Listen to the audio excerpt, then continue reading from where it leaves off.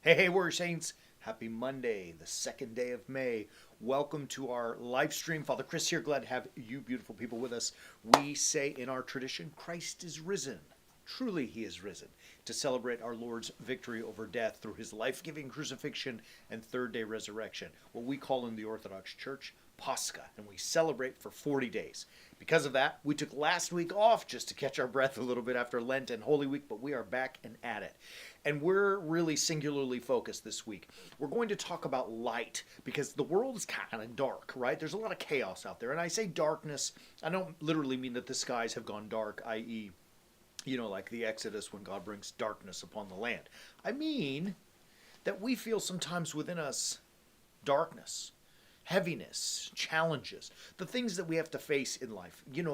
So many people are struggling with self-doubt and uncertainty or anxiety and depression, big things that people struggle with right now. And those things even lead, unfortunately, to suicide, which is, as you know, on the rise. People struggle in relationships, whether it be in the workplace with a boss or an employee, with a husband, with a wife, with children, with parents, with coworkers, with friends, God knows on the interwebs, right?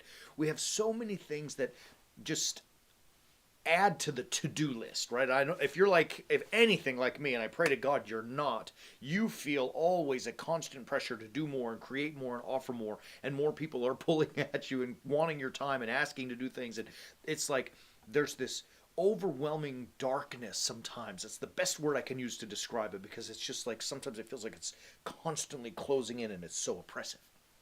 And yet, we're not supposed to be like that. Christ has called us to find the light. In fact, Christ has even called us to be the light.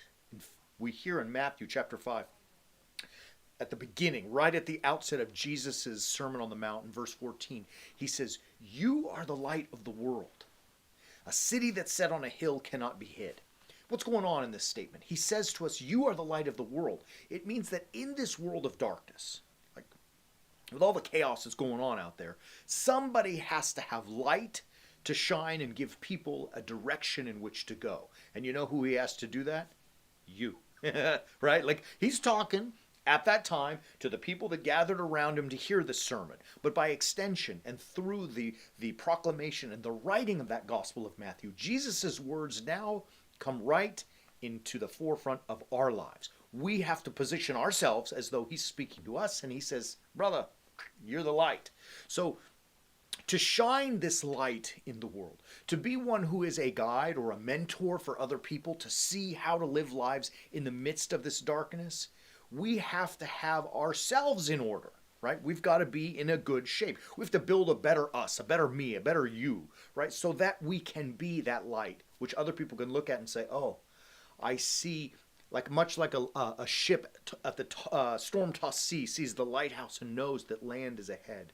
We can be that lighthouse for others in the midst of that chaos of their lives to say, that's where I want to go. To do that, we're going to spend time this week and kind of explore some of the ideas from a guy named Ryan Hawk, who I have just discovered. Apparently, he is like a world-class, world-renowned podcaster, does interviews, and it's called The Learning Leader. So he follows like great leaders, and he somehow gets them to come onto his show, and he interviews them, and they're fabulous. One of his books is called The Pursuit of Excellence. It's a great book. I am so thankful that I read it. I put it on the screen for you so you can hopefully find it yourselves and read it. I would encourage you to read it. And in this this book, he explains to us all the things that good leaders do, like that they have in common.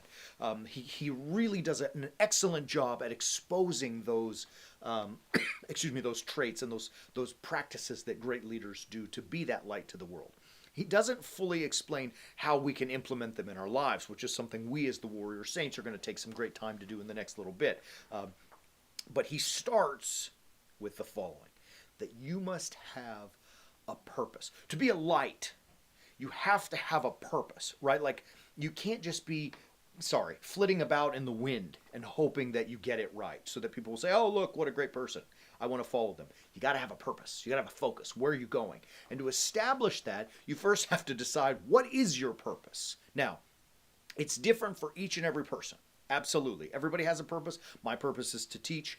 Greg's purpose is to teach. He also has, God bless him, other whatever purposes to help us make the Warrior Saints movement happen. And you have your own purpose. You've got to go discover what that is. I'll give you a little pearl. If you look in Genesis chapter 2, when God puts Adam in the garden and he puts Eve in the garden, he gives them, meaning human beings, purpose in life, an overarching purpose. He says, you are put in the garden to till it and to keep it, right? So Adam doesn't just get the garden.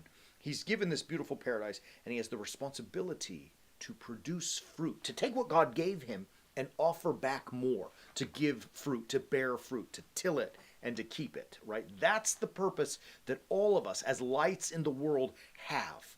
And it falls down in many different ways. But your responsibility, your job is to produce fruit, valuable fruit, fruit that helps lift one another, that helps people see the light so that they too might come to Christ and be a light in the world themselves. Do you see it? This is not an easy thing for us to do. Look, I've struggled with it my whole life and I'm pushing 50, right? And I'm sure I'm going to be fighting with it for 50 more if God gives me that many. But nevertheless, it is our responsibility to be the light. And to do so, you got to have a purpose so that others can see your light and want to join you on the path, right? So what that means, brothers, sisters, you got to build a better you. You can't sit around in mediocrity anymore, right? It's become a nice thing that everyone is comfortable now and we want to, get stuff for free and we just want things to be easy and we don't want to work too hard and we work from home. And it's funny, you think about people that work from home, many people, you've seen the commercials where they dress in a suit and tie or a nice dress on top, but they're in sweatpants and shorts on the bottom because it's just more comfortable and all this kind of stuff. So that they're on the Zoom call, right? They look dressed even though they're on the bottom, they're not. It's just a different world. And yet in that doesn't become a better you. But to build a better you have to be a warrior saint. It's just how it works, right? Someone who's ferociously dedicated to making him or herself better, not just in any old willy-nilly fashion, but in a crucifixional fashion, by living a life of the cross. Look, Christ he wasn't a good man, a great man. He was the man, the Son of God, right? And he shows us that the way is the cross. In the Orthodox Church, we just celebrated it last week, his victory over death on the cross. And he says, bro, it's time for you to get your own cross and build a better you. Conquer your own monsters. Be a light in the darkness. Overcome that darkness by living that life. We are going to show you how to do that. It's very simple. It ain't very easy. I promise you that. It's hard work. It's a lot of work. A lot of bruises and bumps on the way. But man, it works. The cross works. I want you right now to visit us at warriorsaints.org. And I want you to subscribe to the Way of the Warrior Saint. We are going to help to the best of our ability teach you to build a better you so that you too might be a light in the world. The Way of the Warrior Saint it's a really cool program. It's a library filled with a gazillion teachings. And in these teachings, we help teach God's way. This is what makes it different from the world stuff. It's God's way to conquer, overcome the darkness. We want to see you there. We want you to join us in the movement. We love you, beautiful people. We'll be back tomorrow, and we're going to talk about a growth mindset. Until then, keep walking on the way of the Warrior Saint.